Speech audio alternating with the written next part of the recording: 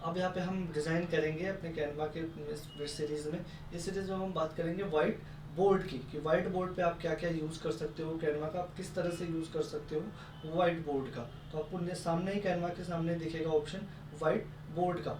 तो white board पे जैसे ही आप क्लिक करोगे, क्लिक करते ही आपको वाइट बोर्ड का एक डैशबोर्ड यहाँ पे खुल जाएगा, और वाइट बोर्ड का आप जिस तरह से यूज़ करते हो एक्जैक्टली अपने ऑप्शंस वगैरह में, तो उस तरह से आप यहाँ पे वाइट बोर्ड का यूज़ कर सकते हो। और देख सकेंगे कि यहाँ पे कुछ वाइट बोर्ड के जो टेम्पलेट हैं वो रिसेंटली टेम्पलेट यहाँ पे आ जाते हैं। ठीक है, अगर मुझे टेम्पलेट का यूज़ करना है, फिर मुझे अगर इसका यूज़ करना है तो मैं किस तरह से यूज़ करूँगा ये मैं आपको बता दूँ। जैसे मैं ड्रॉ पे गया, ठीक है, ड्रॉ पे जाते ही मुझे यहाँ पे क्या क्या दिख गया, आपने साइड में लेफ्ट साइड में देखा होगा यहाँ पे ड्रॉ लिखा था। ड्रॉ पे जाते ही यहाँ पे मुझे दिख जाएगा सेटिंग में कि आपको किस तरह से जो ब्रश का साइज़ है वो ब्रश का साइज़ किस साइज़ में रखना है। तो अभी फुल साइज़ में 12 में है। ट्रांसपेरेंसी का मतलब आपको कितना डार्क रखना है, कितना हार्ड रखना है, फिर कितना लो ट्रांसपेरेंसी में आपको जो ये पेन है वो चलानी है। ठीक है, अगर मैं रेड की यहाँ पे बात करूँ, रेड को मैंने चूज़ कर लिया, ठीक है, और मैं इसे चला रहा हूँ। अब देखो रेड को मैंने चूज़ कर लिया और यहाँ पेंसिल का निशान आ गया। अब मैं इसे चला रहा हूँ कुछ इस तरीके से,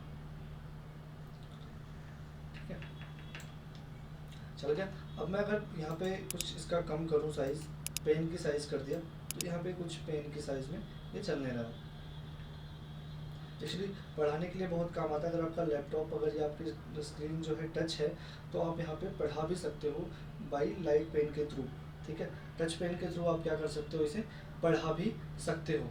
ठीक है, तो अभी माउस है, माउस से वो चीज़ें यहाँ पे नहीं लिखी जा सकती। जैसे अगर मैं लिखना चाहूँ तो यहाँ पे वो क्लियरिटी यहाँ पे मैं नहीं लिख पाऊँगा।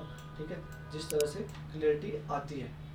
ठीक है, अगर मैं कंट्रोल जेड करूँ तो कंट्रोल जेड से सारे ऑप्शन चले जाते हैं। अब यहाँ पे थोड़ी सी अगर महीन पेन की बात करूँ तो ये पेन भी यहाँ पे यूज़ हो जाती है। इसके भी बुलेट्स आप कन्वर्ट कर सकते हो, काफ़ी हाई साइज़ में भी कर सकते हो, ठीक है, और काफ़ी लो साइज़ में भी कर सकते हो। ट्रांसपेरेंसी की अगर बात करूँ तो आप ट्रांसपेरेंसी अगर मैं 27 पे करता हूँ तो कुछ इस तरह से यहाँ पे विजिबल होगा।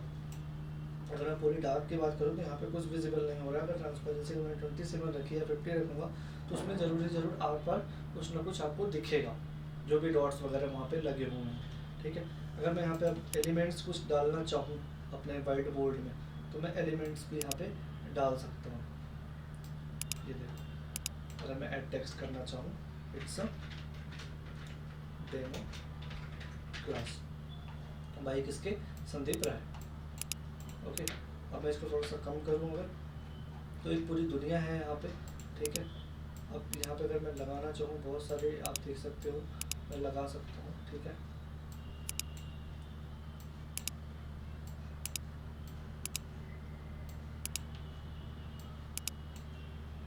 कुछ भी लिखने की ज़रूरत नहीं है। ठीक है, अब मैं जिस पे भी चाहूँ उस पर वहाँ जाके देख सकता हूँ कि वो क्या कर रहा है। ठीक है, अगर यहाँ पे मैं माउस, देखो सीधी बात है, अगर आपको जहाँ जूम करना है तो वहाँ पे आप माउस करो, कंट्रोल करो और स्क्रॉल कर दो। ठीक है, तो वहीं पे जूम होगा जहाँ आपका माउस की बटन होगी। ठीक है, तो माउस मैंने क्लिक किया। अब यहाँ पे देखो मैं कुछ भी कर सकता हूँ, इसे मैं डिलीट कर सकता हूँ। इस पर क्लिक करने के बाद आप इसको डुप्लीकेट भी कर सकते हो। अगर मैं डुप्लीकेट की बात करूँ तो यहाँ पे आपको डबल कॉपी दिख रहा होगा, प्लस का निशान ये वाला, तो आप यहाँ पे कर सकते हो। इसे अगर हटाना है, रिमूव करना है, तो आप डिलीट भी कर सकते हो। अगर मैं ऑप्शन पे चलता हूँ तो ऑप्शन पे देखो, कमेंट में चेंज करने के लिए, डुप्लीकेट चेक करने के लिए, अल्टरनेटिव यानी कि ऑल टेक्स्ट डालने के लिए, पेस्ट करने के लिए, आपने अगर कुछ कॉपी किया हुआ है तो वो यहाँ पे पेस्ट हो जाएगा। तो एक वाइट बोर्ड का आप यूज़ अपनी क्रिएटिविटी या फिर अपने यूज़ के हिसाब से आप यहाँ पे वाइट बोर्ड का यूज़ कर सकते हो।